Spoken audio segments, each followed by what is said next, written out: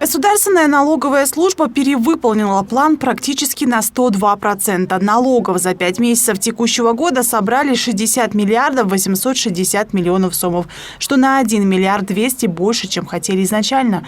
Но увеличение произошло не за счет ужесточения налогового обложения, просто вывели из тени много предприятий.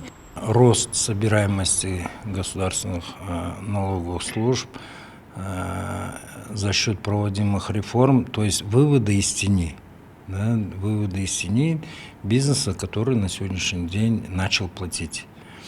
То есть если в принципе предприятия, которые по белому работали, они также на уровне прошлого года оплачивают налоги. И при этом за счет того, что мы выводим определенные слои бизнеса на поверхность, за счет этого мы пополняем наш бюджет. Выводить из тени налогоплательщиков начали еще в прошлом году. По данным налоговой службы, на октябрь 2021 в Аше и Бишкеке было всего 7 тысяч налогоплательщиков, которые занимаются торговлей и предоставлением услуг. Однако в 2 ГИС было зарегистрировано 53 тысячи. Организовали рейды, проехались по указанным в приложениях адресам. Итог – сейчас в Бишкеке и Аше 44 тысячи налогоплательщиков. А собрали налогов за 5 месяцев этого года на 22 миллиарда больше, чем за аналогичный период прошлого года. Огромную роль в увеличении собираемости налогов сыграла цифровизация.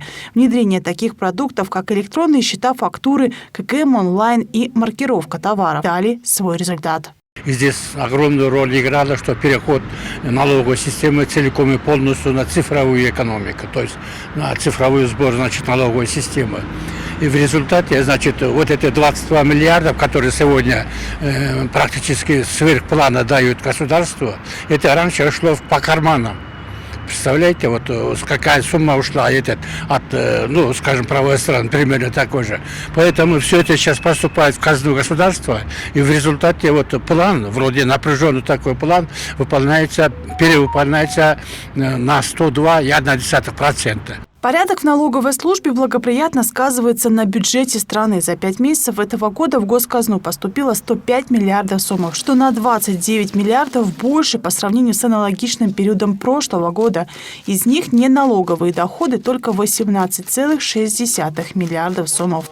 Налоговые доходы, собранные государственной налоговой службой, то она составляет 60,2 миллиарда. Это на 22,2 миллиарда больше к факту прошлого года или 158,7% темп роста к факту за аналогичный период прошлого года составило. По налоговым доходам администрируемой таможенной службы, если сказать, то у них составили 23,4 миллиарда, составило с темпом роста к факту прошлого года 148%, либо 7,589 миллионов больше к аналогичному периоду факта прошлого года. Останавливаться на достигнутом налоговая служба Кыргызстана не собирается. Задача номер 1 на этот год – довести реформы до конца и собрать не менее 150 миллиардов налогов. Екатерина Дакамбаева, Джантай Макенов, Пирамида.